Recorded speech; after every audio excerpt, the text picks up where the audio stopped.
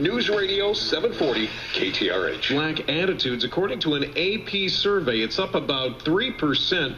Royalyn Reed, who's the CEO of Consumer and Market Insights, joins me this morning. Royalyn, thank you for getting up early and joining me. You've read this AP poll. What do you make of it? What do you think the reason is? Well, Matt, if you look at it, even, right now, if you look over even this year, things have happened that although we've come a long ways, it seems like we do have a long ways to go, and there's certain issues and things in our society that stir it up. Of course, we look at this election, but just think about the Trayvon Martin issue and incident that happened, how that polarized us as a nation. Immigration issue, polarized as a nation. So when certain things happened, something rises up in us, and we see that a lot of times in the diversity training we do around the country, and that's what diversity training is all about. Although we look big picture and our hearts overall are right, when some things happen, we go to what's comfortable or what's our background, our experience, and what we see up front. Race, age, those things, gender, are usually, at the front and center, even if there might be something else underground that's stirring it up, we just don't get to. And unfortunately, we look at that, and President Obama happens to be an African American. It seems to me that there's an awful lot of people, and I don't want to necessarily assign blame to anyone, but it seems to me that we default to race very often. I've seen the president do it. I've seen others do it. We have a tendency to default to race, throw out that race card, if you will, and that has a tendency, I think, to make some people very defensive.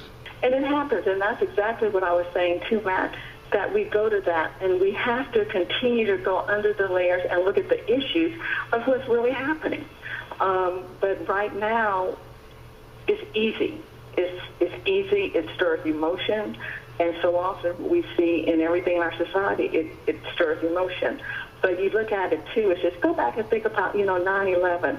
Although it was the worst day in our history, it was one of the greatest days because we as Americans came together. For that month, it was all about being American. Yeah, and you're absolutely right, and I think that I guess the question that I would have for you, and let me ask it, and then I'll let you think about it. We'll do a quick traffic and weather. I'll come back and get your answer. But we get these percentages thrown at us by AP. 51% of Americans now express explicit anti-black attitudes. 48% back in 2008. So there's not really that big of a difference. I guess in a survey, plus or minus 3%. So maybe it's just a wash. But what is the percentage that we're going for? I mean, are we looking for 0%? Are we looking for 10%? I mean, is there a percentage that we would be comfortable with? I'll get your response to that in just a moment. Royalyn Reed, CEO of Consumer and Market Insights, joining me here this morning. Coming up this morning at 8 and this afternoon at 5. Two different shows, one Michael Berry. It is 6:22. Thanks so much for having us in this morning. Royalyn Reed, she's the CEO of Consumer and Market Insights, joining me this morning.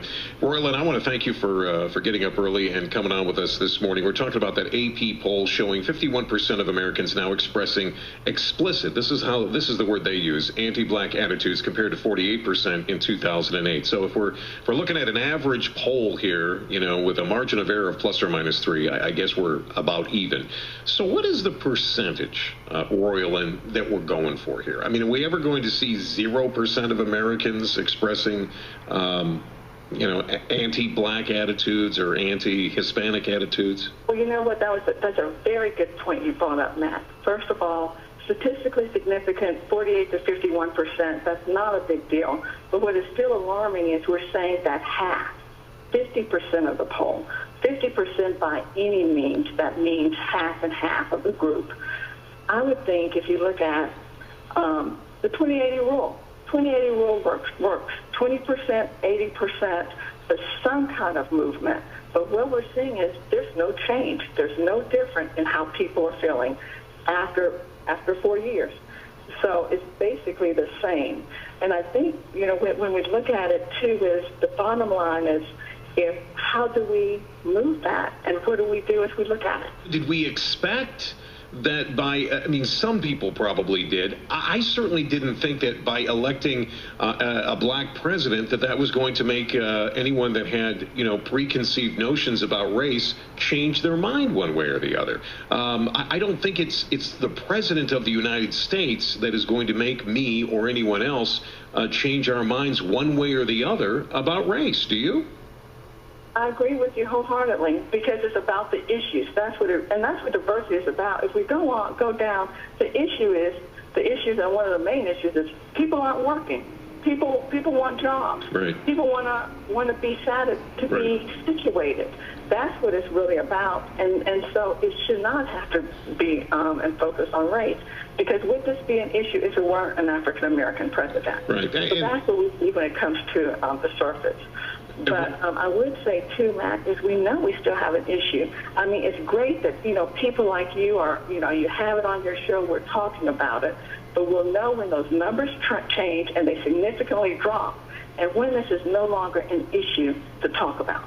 Royalyn, I thank you so much for coming on with us. Royalyn Reed, Consumer Market Insights, joining us here this morning. That is our poll question. You can go ahead and answer it. Do you think that people's minds have changed? Let us know what you think, KTRH.com.